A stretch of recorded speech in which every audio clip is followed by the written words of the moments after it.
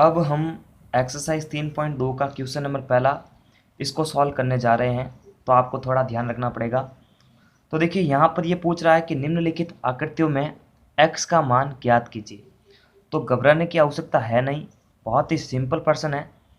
देखिए इस चैप्टर के अंदर जो होता है, हर आकृति बहुभुज के अंतर्गत आती है, चाहे वो त्रिभुज हो, चतुर्भुज हो या पंचभुज हो।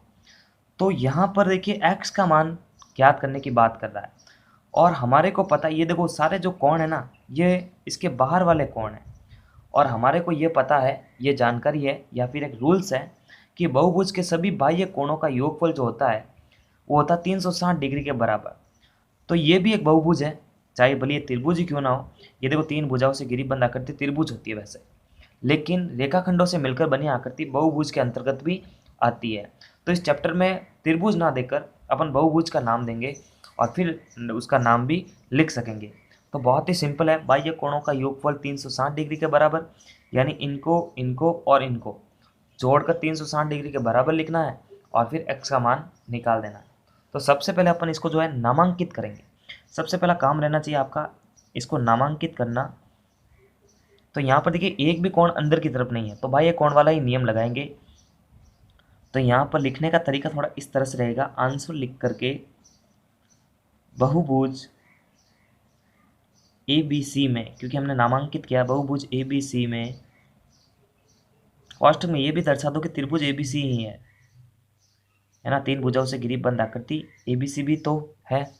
तो यहाँ पर A बराबर 125 डिग्री, B बराबर x और C बराबर 125 डिग्री है, और ये सारे बाह्य कोण हैं, बाह्य कोण। अब बस एक छोटा सा रूल्स लिखना है कि बहुभुज के सभी बाह्य कोणों का योगफल 360 डिग्री के बराबर होता है। यह लिखने पर क्वेश्चन सॉल्व हो जाएगा। देखना, बहुभुज के बाह्य कोणों का योगफल या योग 360 डिग्री होता है।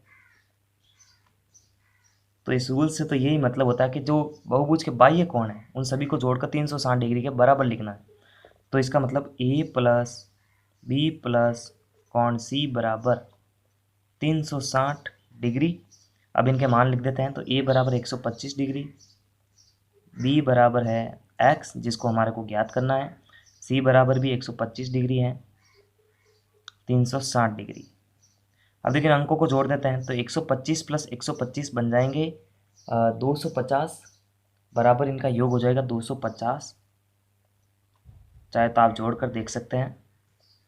फिर देखो पक्षांतर करना है। ABCD वाले पद लेफ्ट हैंड साइड की तरफ रहते हैं और राइट हैंड साइड की तरफ जो है अंक चले जाते हैं पक्षांतर होकर। तो यहाँ पर x तो इधर ही रहने दीजिए। तो यहाँ पर एक लाइन लिख सकते हैं आप, पक्षांतरण से उस 250 को उधर भेज रहे हैं, ठीक है। तो 360 माइनस का हो जाएगा, क्योंकि देखिए प्लस का था इधर, इधर आके ये 250 माइनस का हो जाएगा, यानी 250 की बात कर रहा हूँ। जब इसमें से आप घटाएंगे तो 110 बराबर x का मान आ जाएगा। तो इस तरह से ये हमने कर लिया है। सेम इसी विधि से वो वाला भी करेंगे, B वाला। तो इस पर भी आपको ध्यान देना पड़ेगा थोड़ा सा। इसमें भी x का ही मान निकालना है, और x जो है यहाँ पर है। देखिए इसमें भी जो है बहुभुज के बाह्य कोण वाला ही नियम लगाना है, लेकिन यहाँ पर थोड़ी सी एक मिस्टेक दे रखी है, या फिर थोड़ा सा मेरे को दिमाग लगाना पड़ेगा। देखिए कैसे, इस बहुभुज के अंदर x बाहर की तरफ है, ये 70 भी बाहर की तरफ, ये 90 भी बाहर की तरफ, 60 भी बाहर की तरफ, लेकिन खाली ये एकमात्र जो कोण है, यानी अंत कोण दे रखा है इसका बहुभुज का, वो एक अंदर की तरफ है। तो हमारे को ये बाहर वाला कोण चाहिए। तो उसको कैसे निकालते हैं कि जब भी आप कभी क्वेश्चन सॉल्व कर रहे हैं और अंत कोण दे रखा है और बाह्य कोण ज्ञात करने को बोल रहा है, क्योंकि ज्ञात तो करना ही पड़ेगा, क्योंकि सभी बाह्य कोणों का योगफल 360 डिग्री के बराबर हमारे को दर्शाना है। तो सिंपल है कि 180 डिग्री में से अंदर वाला कोण घटाने पर बाह्य कोण हमारे को प्राप्त हो जाएगा। तो यहाँ पर इसको नामांकित कर देते हैं, इसको A B C D और E। तो यहाँ पर जो ये बहुभुज है, ये पंचभुज है। देखिए 5 भुजा है, 1 भुजा, 2 भुजा, 3 4 और ये 5। तो यहाँ पर लिखने का तरीका तो सेम ए डायग्राम के जैसा ही है। बहुभुज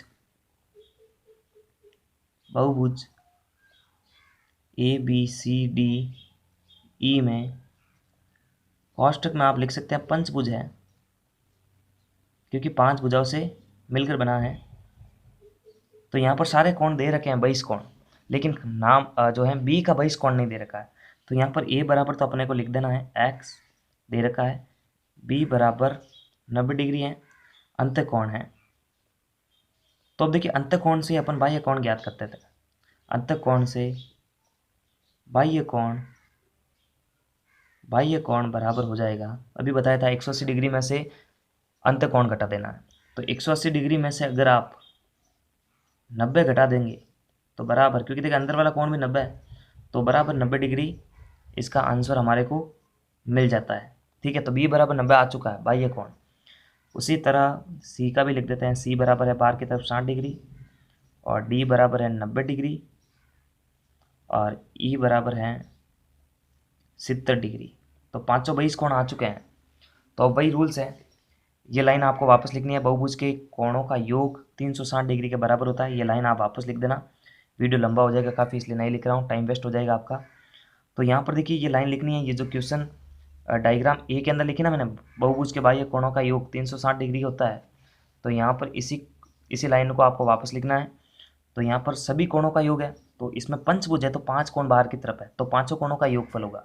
इसका मतलब ए प्लस कोण बी प्लस कोण सी प्लस कोण डी प्लस कोण ई बराबर 360 डिग्री।